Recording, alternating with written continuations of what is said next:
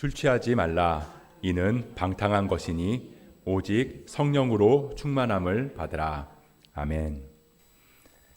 오늘은 성령 강림절입니다. 우리가 이게 주기도문에 대한 말씀을 나누고 있었는데, 그래도 오늘 이제 성령 강림절이니까 이제 성령에 대한 이야기를 나눠야 되겠죠.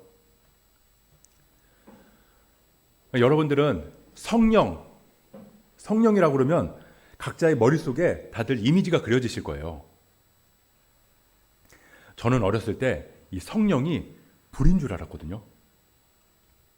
이 교회 학교에서도 그렇고 이 성령을 다 불로 이렇게 표현을 많이 하더라고요. 이 그림은 엘 그레코라는 작가가 그린 성령 강림이라는 그림인데요. 이런 그림들을 보면 이 불이 뱀의 혀처럼 막 갈라져가지고 이 사람들 머리 위에 둥둥 떠 있는 거예요. 그래서 어릴 때는 이 성령 그러면 왠지 무섭다는 생각을 했던 것 같아요. 그러다가 이제 조금 더 지나서는 이 성령이 이 초능력을 일으키는 힘 같다는 생각을 하게 된 거죠. 이제 성령의 능력, 성령의 은사, 이런 말들을 많이 하잖아요. 그러니까 성령이 임하면 죽은 사람도 살리고 병자도 고치고 예언도 하고 방언도 하고 그런 능력을 갖게 되는 거라고 이렇게 생각을 했던 것 같아요. 그러니까 뭔가 이제 초월적인 사람이 된다고 해야 될까요? 그러니까 왠지 이제 성령이 임했다 그러면 내 마음을 다 꿰뚫어 볼 것 같고, 그래서 이제 그 사람 성령이 임했다, 성령이 좀 충만한 사람이다 그러면 왠지 그 사람 앞에서는 이 머릿속으로 시냇물이 졸졸졸졸 흐르는 생각을 하는 거예요. 내 마음을 안 들키려고. 그런 경험은 저만의 경험인가요? 근데 이게 조금만 생각해 보면 그런 생각을 했던 제가 좀 웃긴 거예요. 이 성령 임재가 무슨 무당 신대림도 아니고, 그렇게 제가 어렸을 때는 성령을 오해했었던 것 같아요. 그래서 오늘은 그런 성령에 대해서 살펴볼 건데요. 이 성령 임재가 가득한 성령 충만에 대해서 이야기를 나눠보려고 합니다. 크게 세 부분으로 나눠볼 건데요. 첫째는 성령 충만함이 뭔가. 둘째는 성령 충만함으로 얻을 수 있는 유익이 뭔가. 그리고 마지막으로 세 번째는 그렇다면 성령 충만함은 어떻게 얻을 수 있는가? 그 전에 먼저 성경에 기록된 성령의 특징을 살펴보겠습니다.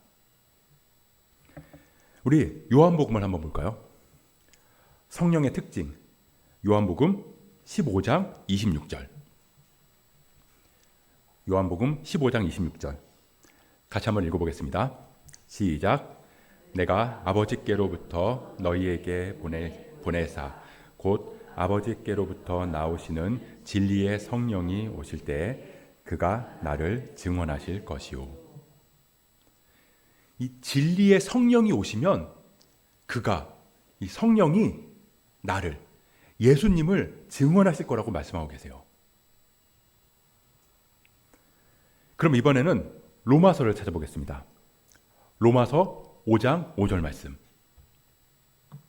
이 말씀도 같이 한번 읽어보겠습니다. 시작.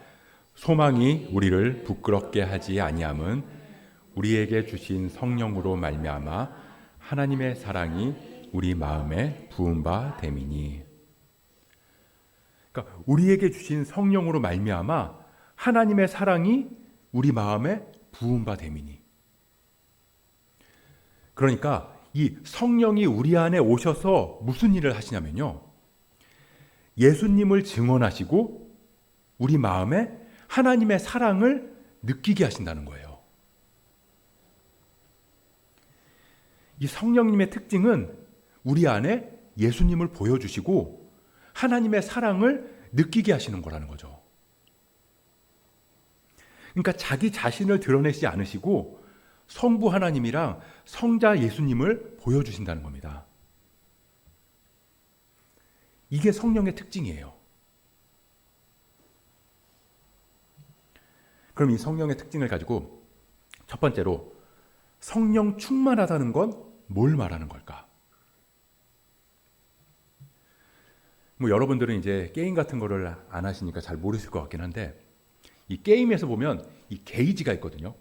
능력 게이지. 그래서 뭐 어떤 아이템을 먹는다거나 뭐 미션을 성공하거나 하면 이 게이지가 조금씩 올라가요. 그러다가 이 게이지가 꽉 차면 이제 능력을 쓸 수 있는 거죠. 막 이런 필살기 같은 거.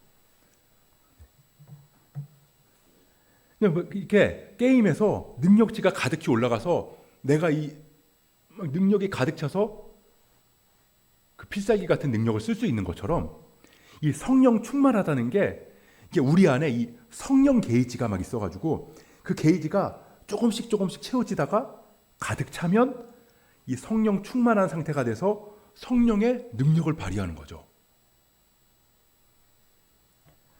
우리는 성령 충만을 그런 식으로 이해할 때가 많다는 거예요.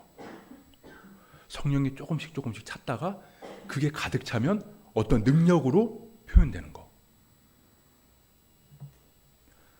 근데 성경을 보면요, 이 성령은 성부, 성자, 성령 이 삼위일체로 인격을 가진 분이라는 거예요.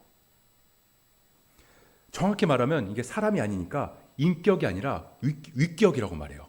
위격. 근데 그냥 이해하기 쉽게 인격이라고 얘기할게요. 이 성부, 성자, 성령은 동일한 인격을 가진 존재라는 거예요. 이 게이지를 채우는 무슨 능력이나 힘이 아니라는 거죠.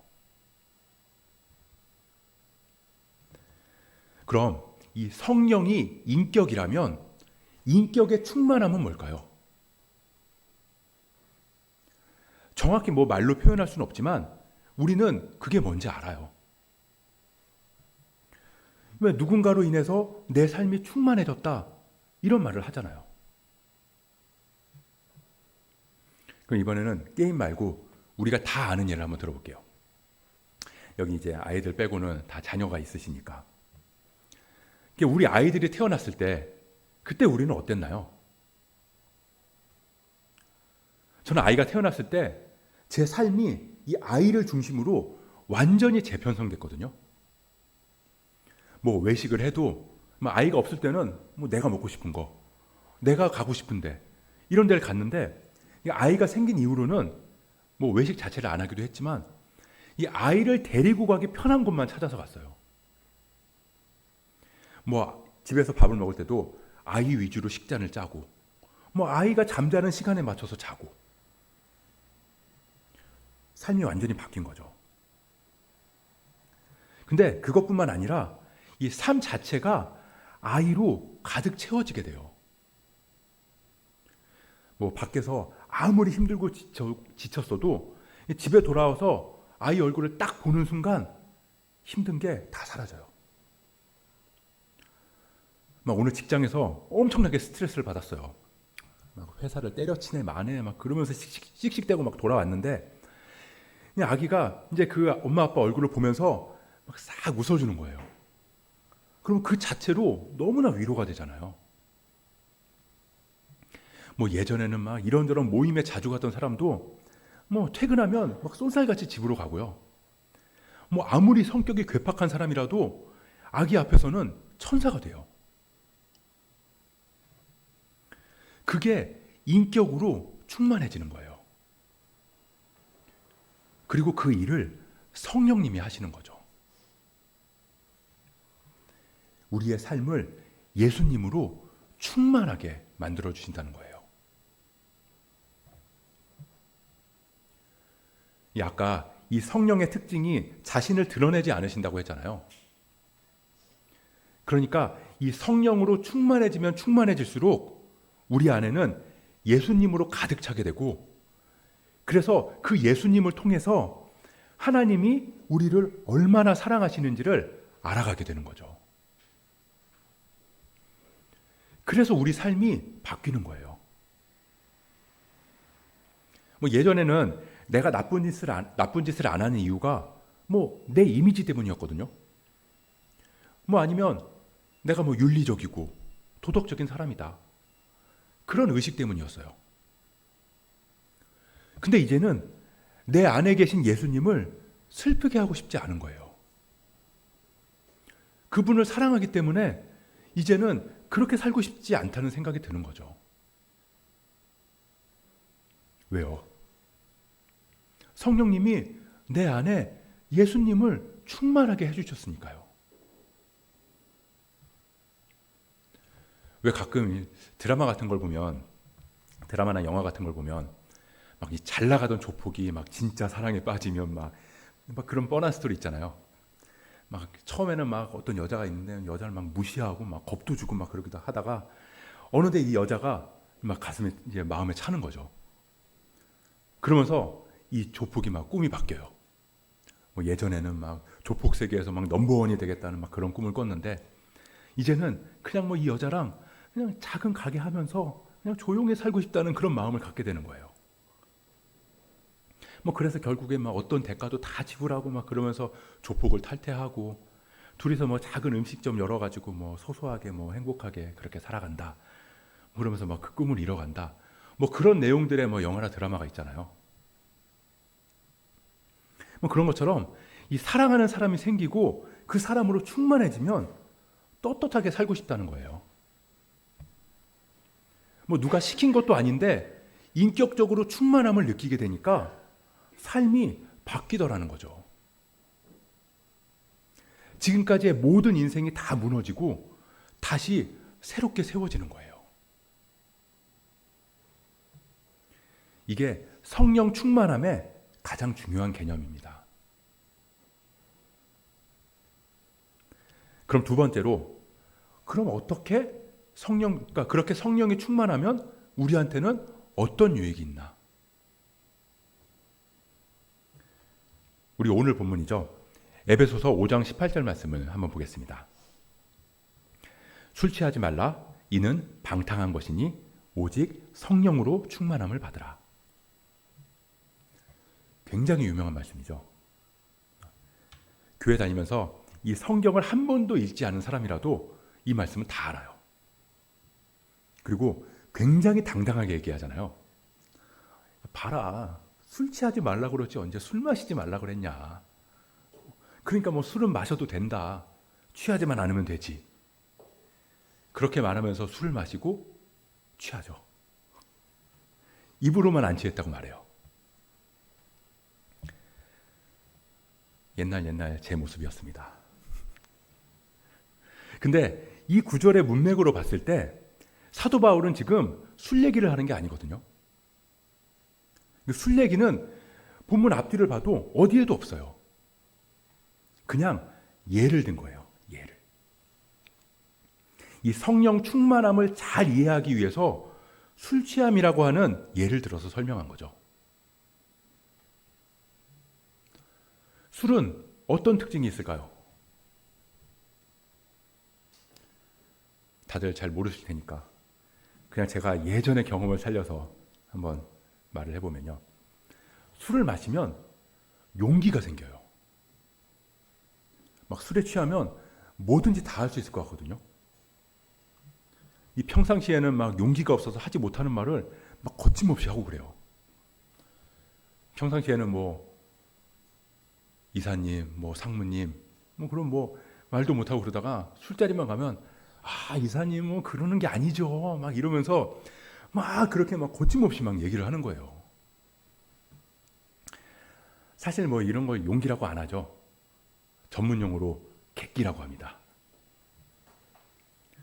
아무튼 이 술에 취하면 평상시에 없던 용기가 생겨나요. 그리고 또 하나는 기쁘다는 거예요. 술에 취하면 막 별것도 아닌 일에도 막 재밌고 막 그래서 막 목소리도 막 커지고 막 그래요. 근데 이게 성령 충만함의 특징이랑 같다는 거예요.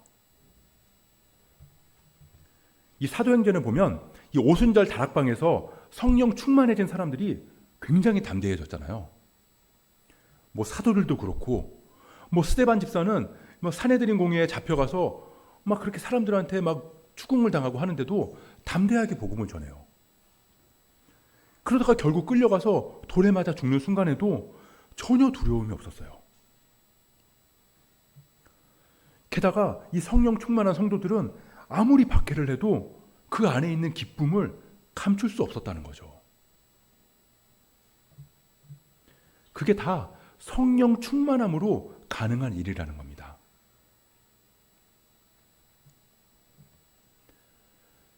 이 마태복음 3장에 보면 예수님께서 요한한테 세례를 받으시는 장면이 나오는데요.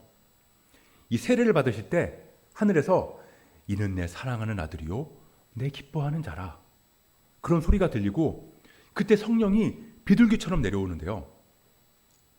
이 성령이 비둘기라는 게 아니에요. 비둘기처럼. 그러니까 무슨 말이냐면 이 하나님의 사랑이랑 예수님 그 사이에 성령님이 계시다는 거예요.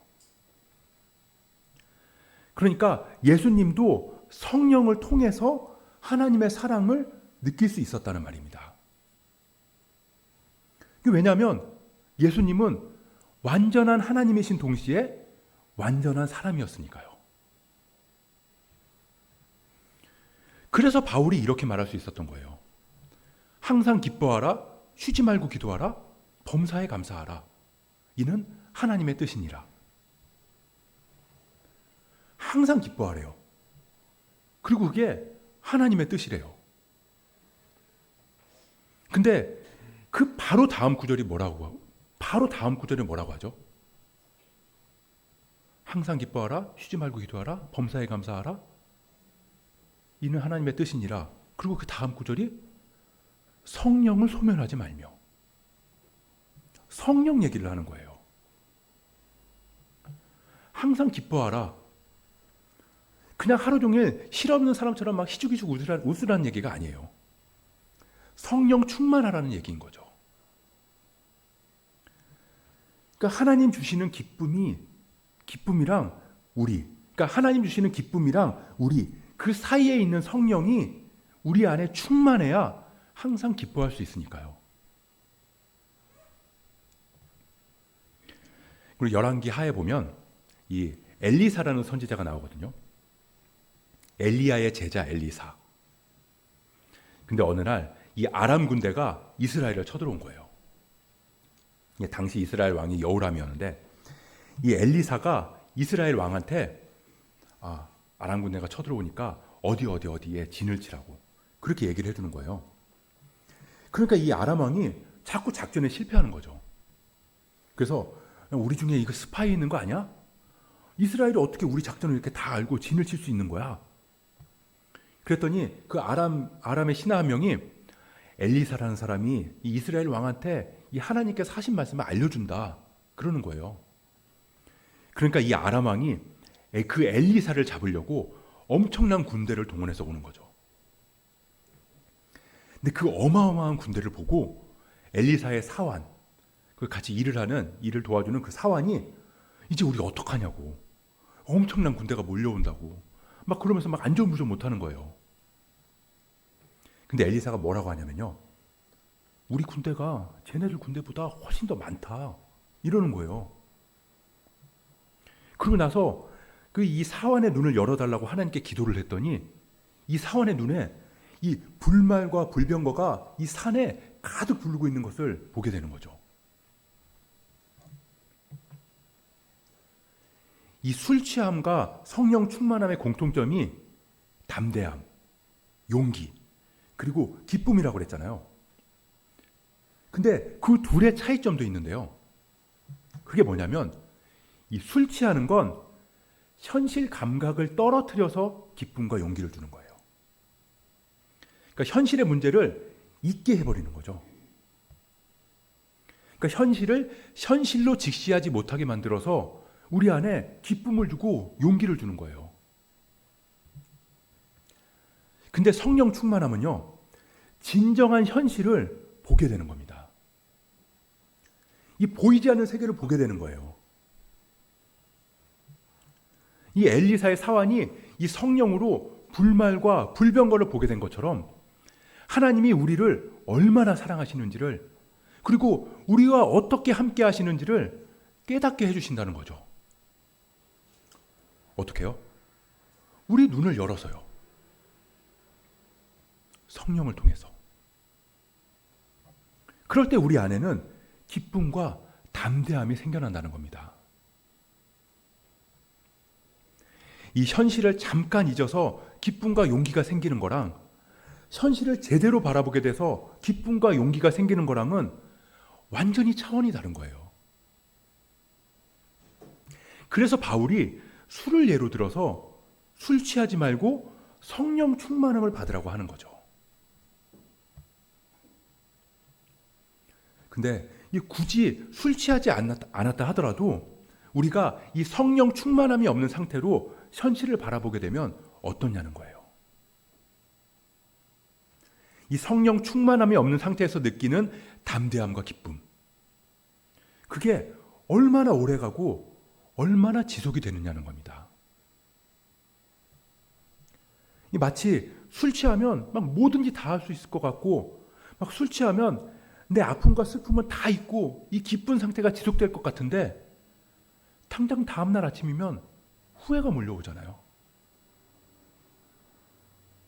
그렇다고 뭐 전날의 일들이 현실적이었나요?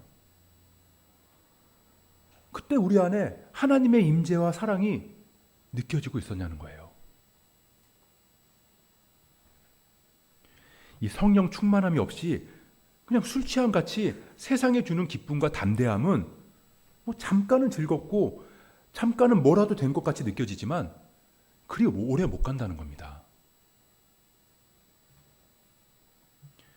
우리 안에 성령이 충만할 때 우리는 비로소 우리와 함께 하시는 하나님을 바라볼 수 있고 그 현실을 가장 정확하게 직시할 수 있기 때문에 담대할 수 있고 기뻐할 수 있는 거예요. 그게 성령 충만함이 우리에게 가져다 주는 유익입니다. 그렇다면 마지막으로 우리는 어떻게 성령 충만할 수 있을까요? 이 성경에 보면요. 성령 충만하라고 하시는 말씀과 동시에 성령을 근심하게 하지 말라. 성령을 소멸하지 말라. 이런 말씀도 나오거든요. 이게 무슨 의미일까요? 빌립보서 2장 13절을 보겠습니다.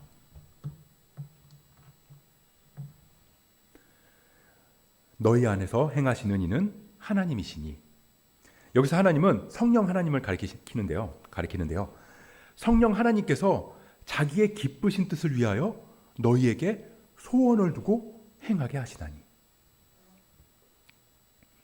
우리에게 소원을 두고 행하게 하신대요. 그러니까 우리 안에 갈망과 열망을 불어넣어 주신다는 거죠. 그러니까 뭔가를 하고 싶은 마음을 생기게 하신다는 거예요. 여러분들도 이런 마음이 들 때가 있을 거예요. 막 뭔가를 하다가 갑자기 기도하고 싶다. 뭐 기도해야 될 것 같은데? 이런 마음이요. 뭐 아주 강력하게 들지는 않아도 그런 마음이 생길 때가 있어요. 저도 보면 막 이렇게 설교 준비를 막 하느라고 막 정신이 없는데 갑자기 기도해야 되는데 이런 생각이 들 때가 있거든요. 정말로 뜬금없이 갑자기. 그런 마음이 어디서 오는 걸까요? 그게 과연 사람의 마음일까요? 아니면 사탄이 야, 너 기도해야 돼. 이런 생각을 집어넣어 준 걸까요? 아니에요. 그런 생각은 100% 아니 1000% 성령님이 주시는 마음이에요. 그래서 그런 마음이 들 때 우리는 순종해야 되는 겁니다. 근데 좀 생뚱맞을 때가 있죠. 갑자기? 지금? 여기서? 지금 이렇게 바쁘고 정신없는데 기도라니. 막 이런 생각이 들 정도로 그런 마음이 불쑥 올라올 때가 있어요. 그럼 우리는 대부분 그래 기도해야지. 근데 조금만 있다가 기도해야겠다. 이것만 다 마치고 기도해야겠다. 그리고는 어떻게 하죠? 네, 안 해요. 지나면 잊어버려요. 근데 기도하고 싶다는 마음은 100% 성령님이 주시는 마음이기 때문에 우리는 반드시 순종해야 한다는 거예요. 그것도 즉각적으로. 그리고 심지어 그런 마음이 자주 들수록 하나님께 감사해야 하는 거죠. 왜냐하면 성령님께서 희미한 목소리로 우리한테 말을 걸어오시는 거니까요. 지금 너는 하나님이 주시는 사랑과 위로가 필요하단다. 너의 눈을 열어서 하나님 주시는 담대함과 기쁨을 바라봐라. 그러니 나에게 오렴. 나랑 대화하자꾸나. 그 말에 순종해야 하는 거죠. 그런 성령의 요구에 순종하지 않고 거부하는 게 성령을 소멸하는 거예요. 그러면 성령님께서는 우리 안에서 근심하시는 거죠. 근데 생각해보면 저도 그렇고 우리는 정말 많은 순간에 그런 성령님이 주시는 마음을 무시하고 있는 것 같아요. 그런데 우리가 어떻게 성령 충만할 수 있느냐는 거예요. 성령님이 마음을 계속 주시는데 그걸 우리는 계속 거부하고, 그러는데 우리가 무슨 자격으로 성령 충만을 구할 수 있냐는 거죠. 우리는 죄인이잖아요. 하나님의 뜻을 말 그대로 밥 먹듯이 거스르면서 살아가는 죄인이에요. 그런데 우리 같은 죄인이 어떻게 성령 충만함을 구할 수 있겠어요? 생각해보면 그거 너무 뻔뻔한 거 아닌가요? 예전에는 내가 예배 잘 드리고 기도 많이 하고 봉사 열심히 하면서 그렇게 내가 막 신앙생활 잘하면 그 보상으로 성령이 주어진다고 생각했거든요. 기도원 가서 40일 금식 기도 정도는 해야 성령이 임한다고 생각했었다고요. 근데 성경을 보면요, 성령은 실패한 사람한테 베풀어지는 은혜라는 거예요. 다시요. 성령은 실패한 사람들한테 베풀어지는 은혜라고요. 다시 말해서 우리 같은 죄인도 성령 충만을 구할 수 있다는 거예요. 우리 요한복음 16장 7절 말씀을 보겠습니다. 요한복음 16장 7절 말씀, 우리 같이 한번 읽어볼까요? 시작. 그러나 내가 너희에게 실상을 말하노니 내가 떠나가는 것이 너희에게 유익이라. 내가 떠나가지 아니하면 보혜사가 너희에게로 오시지 아니할 것이요 가면 내가 그를 너희에게로 보내리니. 아멘. 예수님이 떠나가시는 게 우리한테 유익이래요. 예수님이 떠나가셔야 성령님이 오신다는 거죠. 어디로 떠나가시는데요? 보통 우리는 예수님께서 하늘로 올라가시는 걸 생각하거든요. 근데 예수님께서 이 말씀을 하신 후에 가신 곳은 십자가예요. 예수님께서 내가 떠나갈 거야 라고 하시고 십자가를 지러 가셨다고요. 내가 십자가로 가면 너희 안에 성령이 임할 수 있지만 내가 십자가를 지지 않으면 성령이 임하지 않을 거야.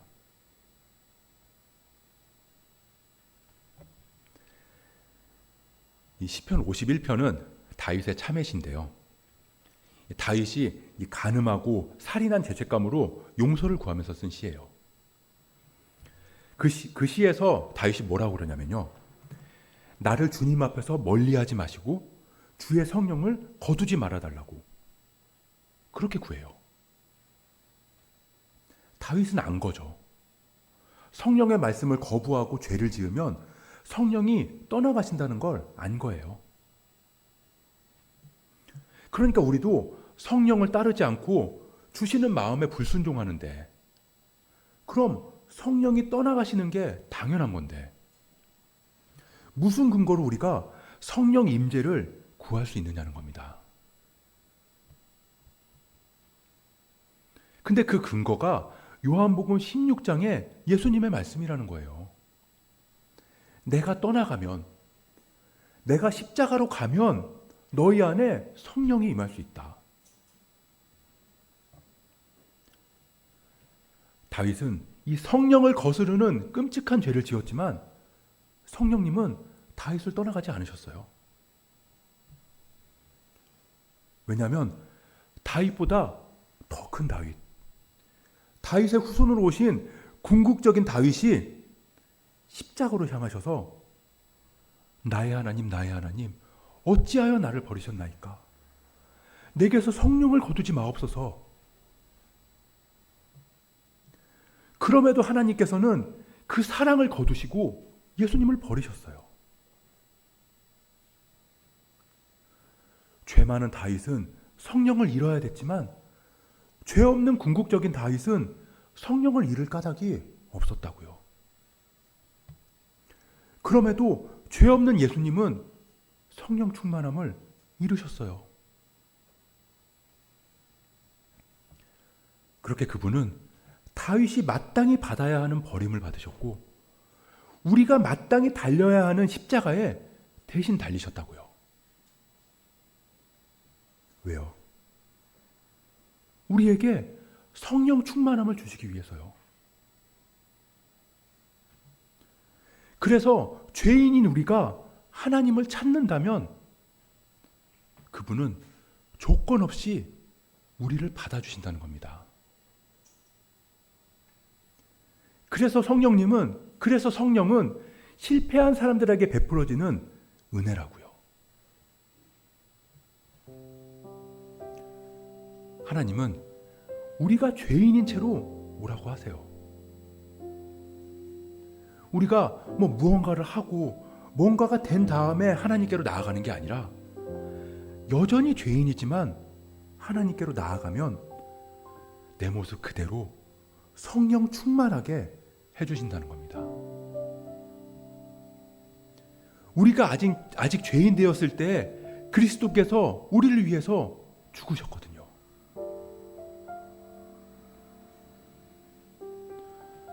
성령 충만하고 싶지 않으세요? 그리스도께로 오세요. 그리스도를 바라보세요. 그리스도를 붙드세요. 그리고 성령을 구하세요. 그러면 여전히 부족하지만, 여전히 우리는 자격이 없지만 그리스도의 그 믿음으로 말미암아서 우리 안에 성령 충만하게 될 줄 믿습니다. 그렇게 우리 예수단에 모인 성도님들 모두가 성령 충만함으로 하나님 주시는 사랑과 위로와 회복을 깨닫고 담대함과 기쁨이 넘치는 복된 삶을 살아가시길 주님의 이름으로 축복합니다.